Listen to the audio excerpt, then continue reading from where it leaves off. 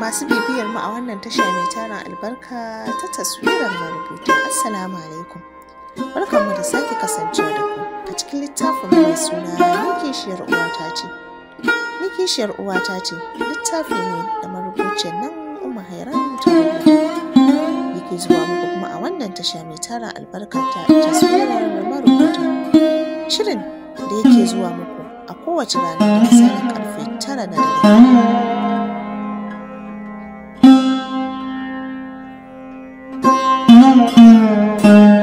Masu bibiyar idan ba ku manta ba, a shirin da ya gabata mun tsaya a daidai inda nan ta dafe kai tare da tunanin bangaren da za ta iya na daren jiya.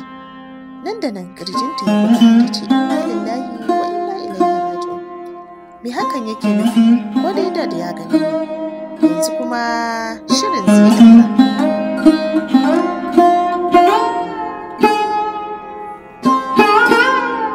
Zama ta yi da ɓarar a ƙasa cikin tashin hankali da bata san ta inda za ta yi maganinsa ba. Dad ya ganta a wannan yanayi, ita da Suri, ita kan ta shiga uku. Wai me yake bibiyar rayuwarta ne?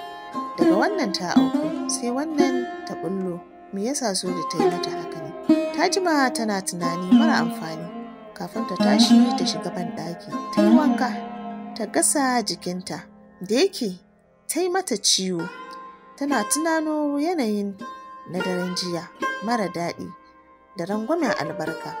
Ba dad ba, ɗakin makunyarsa take ji saboda gani take kamar zai daina ganin mutuncinta. Da ƙyar ta fito ta yi sallah ta zauna tana 'yan addu'o'inta. Duk da kasancewar ba wani ilimin addini ne ya wadace ta ba, kasancewar Allah ya haɗa ta da sakarkarun iyaye waɗanda babu lahira a jadawalin rayuwarsu. Su kawai duniya suka sa a gaba. Ta musu daɗi amma tana ƙoƙarin kaiwa Allah kokinta da buƙatun rayuwarta. Tana nan zaune ta kasa tashi ta shirya ta tafi. Gashi a ƙa'idar fitar safe za ta yi saboda lecture safe ce da ita. Amma kunya da nauyin haɗa ido da dad ɗinta da kuma ɗaga ido ta kalli ƙawarta Suri yasa ta yanke shawarar ta yi zamanta a gida kawai ta huta. Wani tunanin ne ya faɗo mata na rashin gano mafita.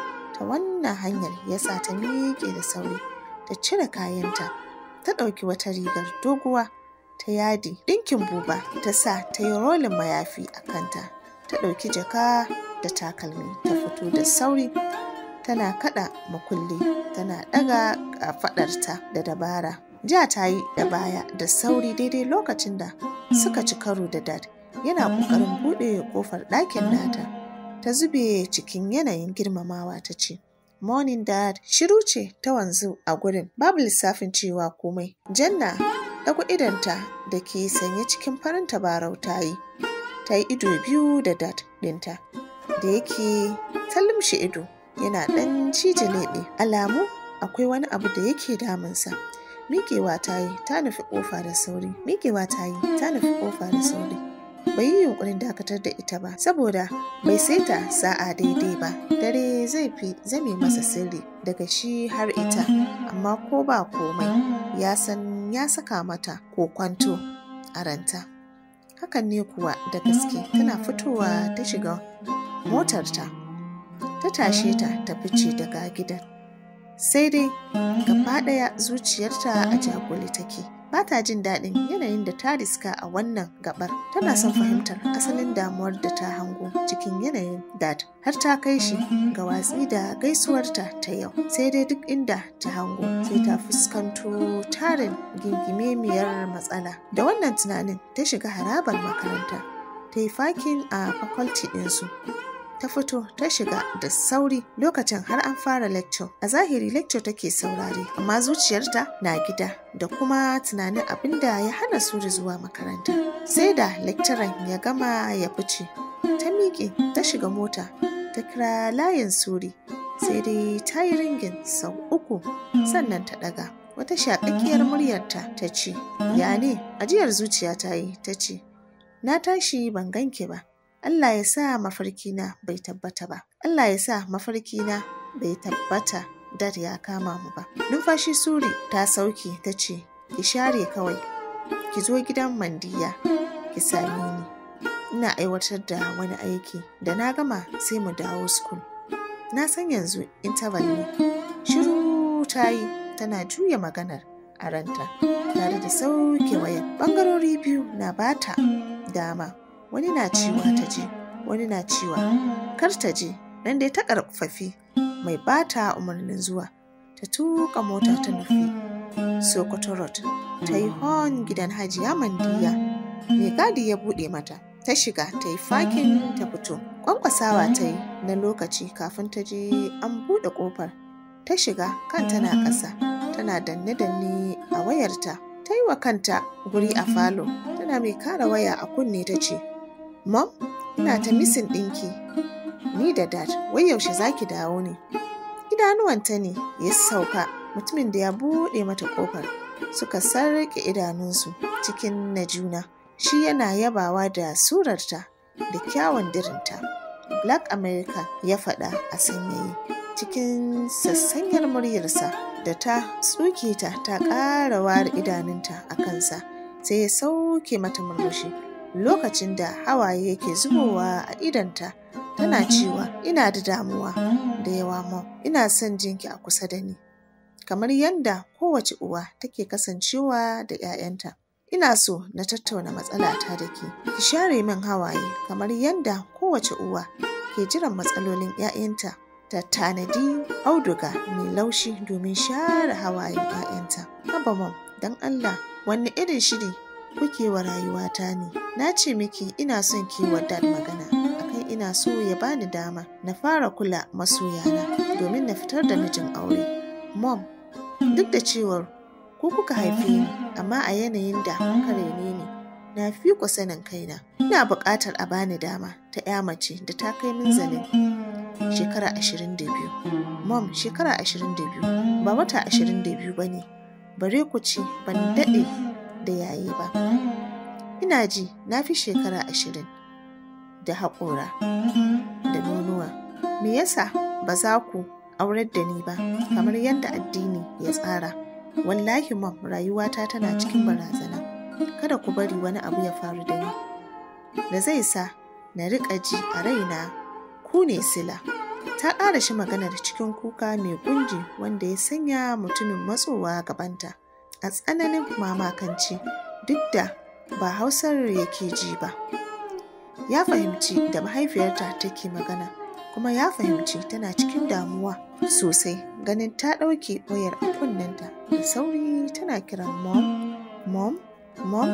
Me yasa a duk lokacin da na kawo miki ishu ɗin da ya shafi matsalar rayuwata kike ɗokewa har ma ki kashe min waya? Me nufinki a gare ni? Saurin dakatar da kukan tayi, ja an sa hannu an share mata hawayenta. Ta ɗago da sauri sai ta ga wannan mutumin ne. Ya girgiza kansa alamar rarrashi ya ce, Sorry, stop crying please. Sake kallonsa ta yi, tana mai zuba idanta a kansa. Shi ma ita yake kallo ya ce, Me ya samu Mom ɗinki kike kuka? Ko ta mutu ne? Miƙewa ta yi a gaggauce tana goga hawayenta. Ta nufi ɗakin da take jin motsi. Ta murɗa gabanta ya faɗi. Ganin Suri da Hajiya Mandiya manne da juna. Suna ta more junansu. Suna ta nishi. Da sauri ta yi baya ta kulle su ta koma falo tana mayar da numfashi. Tana jin wani yanayi da ya daɗe yana damunta tsawon shekaru. Ba ta manta tun suna boarding school. Suna wanka tare da Suri. Suna wasa da nonuwan juna. Lokacin bata san munin hakan ba. Ta fara jin yanayin har kawo yanzu da abin yake ta hauhawa. Ta haƙiƙance wa kanta ƙarfin sha'awa ke gare ta. Tunda zuwa yanzu ta san kalar namijin da yake burge ta. Har kallonsa yake saukar mata da kasala. Hakan yasa tunda ta fahimci hakan take ta ƙoƙarin gaya wa iyayenta su gane cewa ta fara buƙatar abokin rayuwa, amma suka kasa ganewa. Har sai da ta cire kunya ta yi wa mahaifiyarta magana. Ita fa tana neman izini a barta ta fara sauraron samari, saboda tana so ta yi aure. wasu cikin abokan karatunta na secondary school duk sun yi aure har da yaransu, amma sai mom ta rufe ta da faɗa wai su ba su shirya aurar da ita ba sai ta zama cikakkiyar lauya ta ƙasa da ƙasa. Wannan dalilin yasa ko karatun ta fara sanya wasa saboda ba shi ne a gabanta ba. Sannu kuma ta fara fahimtar rayuwar gidansu cewar da matsala. Ba daidai take da ta kowanne gida ba, kowa abin da ya sa a gabansa yake yi, daga dad har mom. Hakan ya saka ta saduda ta ɗauki azumi a matsayin hanyar samun sauƙinta. To yanzu abin ya fara fin ƙarfinta. Ƙarin tashin hankalinta ƙawarta da take ta halartarta akan sun riƙa rage wa juna damuwa tsakaninsu. Babu mai ji har tana cewa ita za ta aure ta, za su zama tamkar mata da miji a tsakaninsu. Babu cin amanar juna. Sake ji ta yi a karo na biyu an goge mata hawaye ta sake ɗagowa. Yanzu ma shi ne dai ya zuba mata ido, kawai sai ta ɗaura fuska tare da ɗaga masa hannu ta ce thanks. Miƙewa ya yi ya koma inda ya tashi tun farkon zuwanta ya zauna, amma rabin hankalinsa na kanta. Sun daɗe a zaune suna satar kallon juna kafin Hajiya Mandiya ta fara fitowa, tana ta fara'a idanta akan Janna ta ce, a'a yau a gidana Janna? Sannu da zuwa, ai da kin shigo ciki. Ajiyar zuciya ta yi, fuskarta a ɗaure take kallon Suri da ke fitowa ta ce, banza akuya kawai, wadda bata san inda ke mata ciwo ba. Wai me yasa ba za ku nemi maza ba waɗanda kuke da bambancin halitta da su, sai mata 'yan uwanku? Suri, kin cuce ni jiya, wallahi kuma ba zan yafe miki ba. Da na san abin da za ki min kenan a gidanmu da ban gayyace ki ba. Yanzu ya kike so na ce da dad? Alamu sun nuna ya kama mu. Dariya suka kwashe da ita har da tafawa. Suri ta ce, ka ji banza, ni da na sha da ƙyar gurin dad da faniyar fasa kaina yayi. Ni ban san me ya hana shi ba. Wai ma da ya ɗauke ki ina ya kai ki? Miƙewa ta yi ta zari jakarta ta yi waje. Suri ta ce, ki jira a sallame ni da Allah Hajiya. David, wani aiki za a yi ni? Na ji Hajiya ta fara yi min magana. Nan suka shiga wani ɗaki su ukun suka yi kus ɗinsu sannan suka fito. Har yanzu idanun David a kanta yake. Da zai fita ya ɗaga mata hannu ya ce, hi babe, bye. Tsaki ta ja kawai ta ce da Suri, ki zo mu tafi fa. Kawai kafin ta rufe bakinta sai ta ji an rufe ƙofar ta baya. Ta juya da sauri bata ga kowa ba. Hajiya Mandiya ta yi murmushi ta matso gaban Janna ta ce, Janna kenan, kullum ina roƙon Allah ya ara min dama a kanki saboda mu goge raini da ke. Na fahimce kin fahimce mu a baibai. To yau dai ga ki a komata, daga ni sai ki sai Suri za mu goga da ke insha Allah. Daga wannan karin kin zama tawa. Me zaki da abun idan baki bayar a ci ba, ki ma ki ci. Ji ta an shaƙe ta baya, ta saki ƙara tare da ɗaga kai. Kawai sai ta ga wani ƙaton mutum ya shaƙe ta, ya hura mata, ya buɗe bakinta da ƙarfi, ya ɓalle kwalbar wani sirop, ya ɗaga shi ya ɗora mata. Tana shure-shure tana dukansa, amma ya ƙi sakinta. Sai da ya ga ta haɗiye sannan ya jefa ta kujera. Ta faɗa rigijib kamar kayan wanki. Tana ƙoƙarin amai, ƙoƙarin miƙewa take yi. Ta kasa, da ta miƙe sai jiri ya ɗibe ta. Ta ƙara yin ƙasa ya rab ta faɗi. Ta yi hakan ya kai so 3. Tana faɗuwa ƙarshe ta waje a ƙasan kafet. Tana ji tana gani Hajiya Mandiya ta kwanto jikinta, ta haɗe bakinta da nata, tana wani lumshe ido tana shafa kanta. Ita dai babu kataɓus. Suri kuma ta zare mata pants ɗinta, tana wasa da ƙasanta. Da haka dai har suka cire mata komai na jikinta. Hajiya Mandiya na yin arba da ƙirjinta. Ta yi wani nishi, ta damƙo su a hannunta, suka cika mata hannu. Ta sa a bakinta, ta tura wa Suri ƙasanta, ta sa hannunta tana karkaɗawa inda ta kafa bakinta a gaban Janna tana tsotsa. da wani salo na fitar da hayyaci. Wani irin yanayi Janna take ji a lokacin. Ana sha mata ƙirjinta, can ana sha mata ƙasanta. A lokaci ɗaya tabbas a ranta ba ta son abin. Hawaye take sosai tana kaɗa kai da ƙyar, sai dai ko hannunta ta kasa ɗagawa. Sun daɗe a haka sannan Hajiya Mandiya ta miƙe suka yi kama suka ɗauke ta suka kai ta ɗaki suka ci gaba da tsotse ta suna ta nishi tun saƙon bai kai mata har ya fara isar mata. Hajiya Mandiya ta sanya filo ta ɗago ta ta saita ƙirjinta da na Janna ta fara gugawa. Ita kuma Suri tana shan ƙirjin Hajiya Mandiya. Hajiya Mandiya ba su ba, ita kanta Janna da take cikin yanayin maye tana jin gugar ƙasan Hajiya Mandiya da ƙasan ta ɗin har inda ba ta zato sun daɗe. Hajiya Mandiya na amfani da ita kafin ta saki wani ihu ta ƙanƙame ta tare da sanya ƙirjin Janna a bakinta. Can ta ɗaga ta tana santi. Faɗi take, wow, baby kin tara kayan ruwa. Wallahi na daɗe ban yi amfani da mace mai daɗinki ba.